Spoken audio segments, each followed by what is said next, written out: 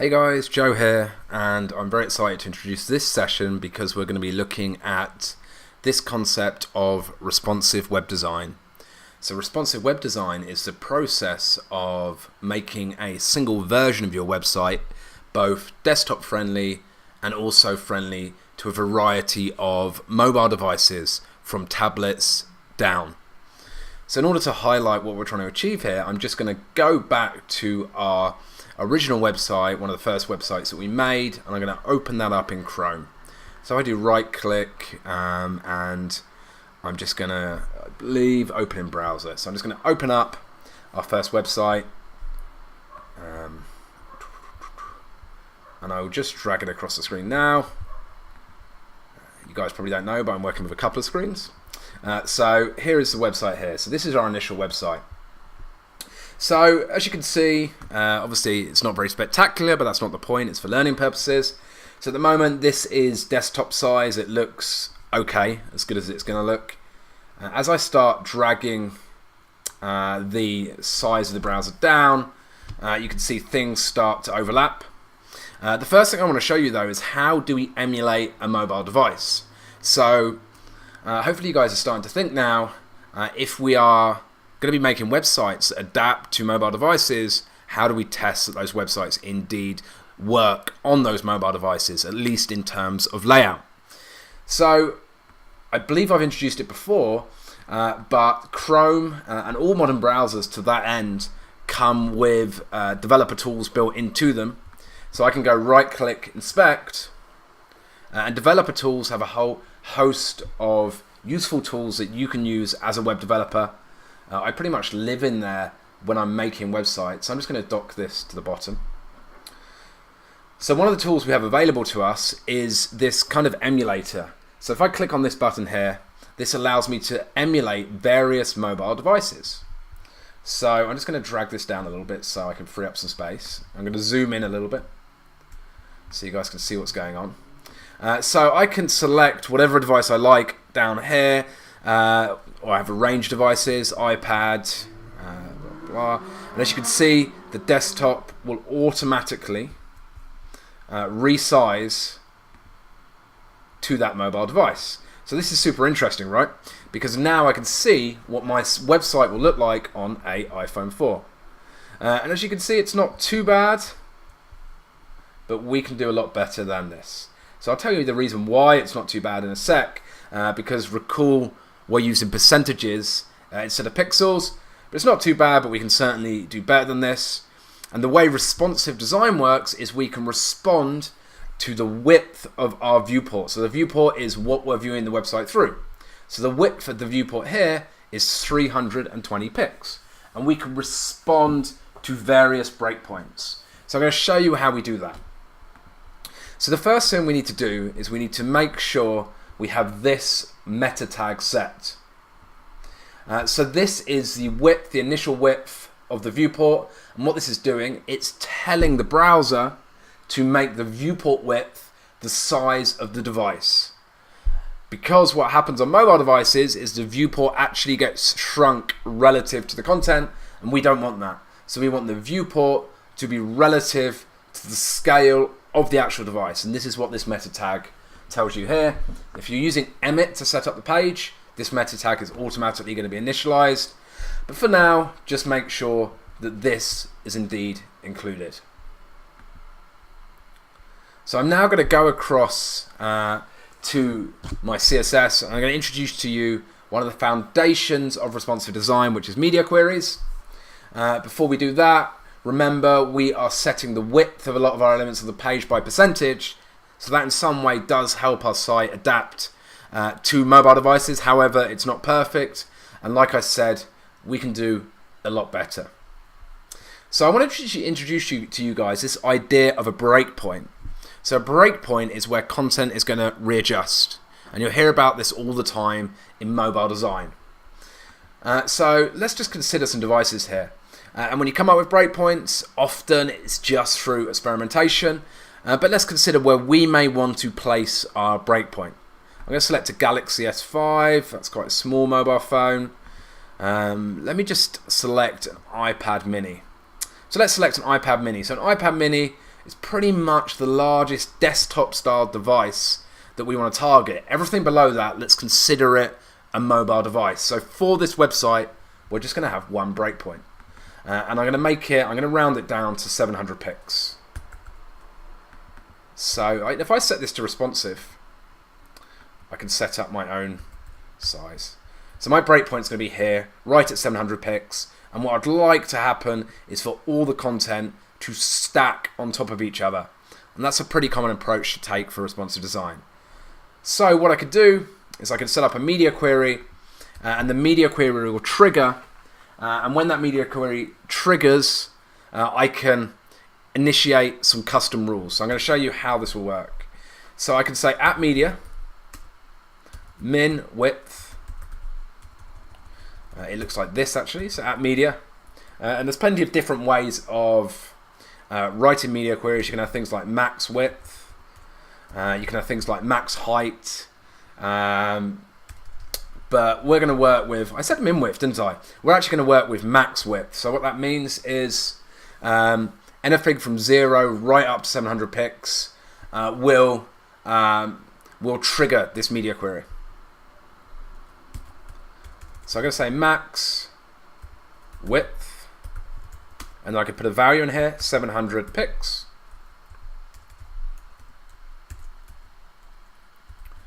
Okay, so this is how I set up a media query. So any rule that I place within this media query will only be initiated between the width, between the pixel width, the viewport width of 0 pics to 700 pics. When I go over that width, this media query will no longer be valid, nor will the rules within it. So just to demonstrate what this will look like, I want to change the H1. So I'm going to use a style selector. I want to change from H1 to green when the width is below 700 pics. So this is a really silly rule, but I'm just going to show you the principles of how media queries work using this rule. So let's come back to our browser here. And you can see H1 is green at viewport 700 pics. If I go to 600, it's still green. If I go to 701 pics, it goes to black. So this is very useful because it allows me to target the viewport width. So I can now target and I can change the layout based on if it's a mobile device. And for the sake of this website and for the sake of our assignment, we're just having this one breakpoint. So anything below 700, let's assume it's mobile. Anything above 700, let's assume it's desktop. So I can now target mobile devices. So let's consider now the kind of things that we'll do when we target a mobile device. So I want all of these sections to stack on top of each other. I think that's a sensible thing to do if we're dealing with mobile. We don't have that much real estate left to right, especially when we get to smaller devices. So that seems like a sensible thing to do. So how would I do that? So let's go up and see where we're targeting the sections. I have to remember where that is. Let's have a look where our sections are. Article. Okay, so here we go. So the sections are called article. They're not called section, they're called article, and they're floating to the left. We can see here that at the moment they have a width of 30%. So what I want to do is I want to change that width to 100%. And it really is, when you start boiling down to it, that simple to make things fairly mobile friendly. And you guys need to be thinking about this now, because up to 60% of the visitors to your website, if not more, will be using mobile devices. So no longer is it the day when mobile was a luxury, it's now an absolute necessity. So let's just check if this works. Okay, so that's super simple. We can now see that the heading is indeed, the articles are now stacked on top of each other. What you might want to do is you might want to align the headings to the left on a mobile device, but it's really up to you. I can tweak this down just to see what it looks like. That kind of looks okay. I want to remove this padding. I don't really like this padding on mobile devices on the left and right. That's either padding or margin. Let me just see what it is, what we've got here. So what I can do is I could say padding left, it's going to be 0%.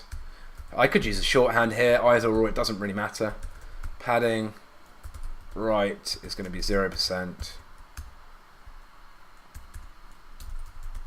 Margin left is going to be 0%. Margin right is going to be 0%. Let's just see if that looks a little bit better. That didn't seem to do too much, so what we can do is we can pull up our console window here, and I'm just going to press this button here to tweak it out of mobile view, and I'm just going to use developer tools. So another feature in developer tools allows me to inspect an element, so it allows me to inspect and see what style rules are affecting that element, and it allows me to experiment. So at the moment this is offset quite a bit, so let's see exactly what's happening here. So if I right click inspect and just drag this down to create a little space here. Okay, so I've got this class thin here. You see I've got class thin on this paragraph, and then I can just come down here. So I'm going to click on the class and I'm going to see how this is in fact affecting us. It's quite hard to see. I can remove the class and just check what that's doing. Okay, so I can see the class thin is affecting this. So what I want to do is just have a look at this class. So class thin, width 100%. Let's redefine this in our breakpoint. So I can quite literally just paste this in, make this width 100%, and I'm just going to align the text to the left, and we'll see if that makes a difference. So let's full screen this again, and let's refresh that. And what we can do is switch back to mobile view, and I can already see, I'm going to zoom in a little bit so you guys can see what's going on here, but that already looks a lot better. What I might want to do is I might want to align, I might want to stack the menu items on top of each other if it's mobile.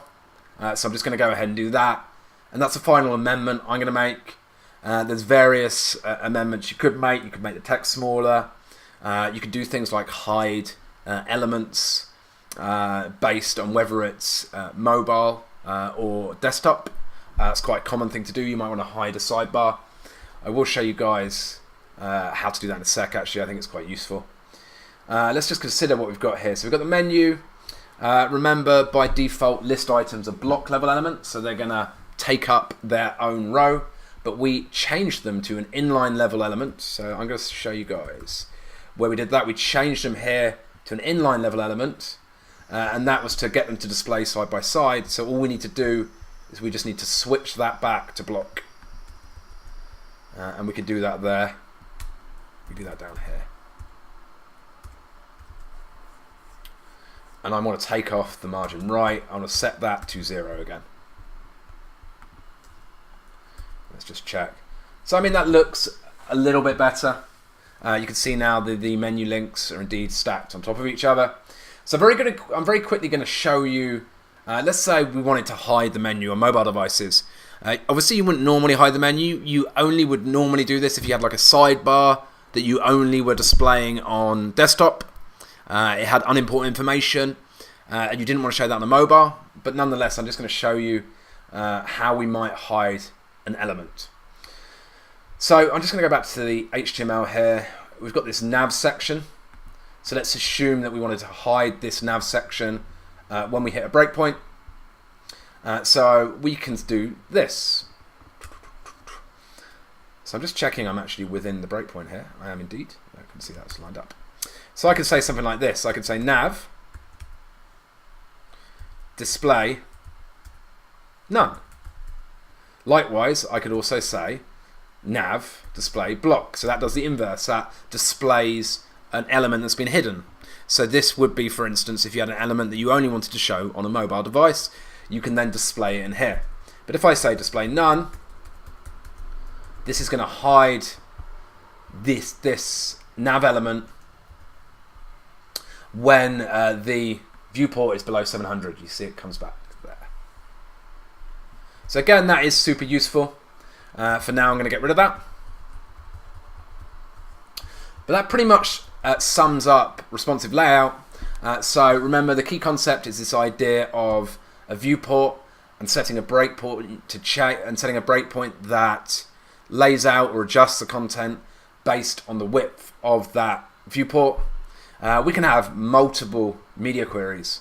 So in reality, you'd have multiple media queries to target different device sizes. But for now and for the assignment, it's perfectly fine just to focus on one breakpoint around 700 pics, which defines kind of this equator between mobile and desktop devices. So the final thing I'm going to do is I'm just going to make a commit. So I'm just going to go git add all, git commit, write a message on there and say created a mobile friendly website. And that's done. So that's pretty much it. So what you guys will be focusing on now is making your own mobile friendly website. And like I said, just focus on one breakpoint. But that pretty much sums it up. So media queries, nice and simple, and definitely something you should be considering.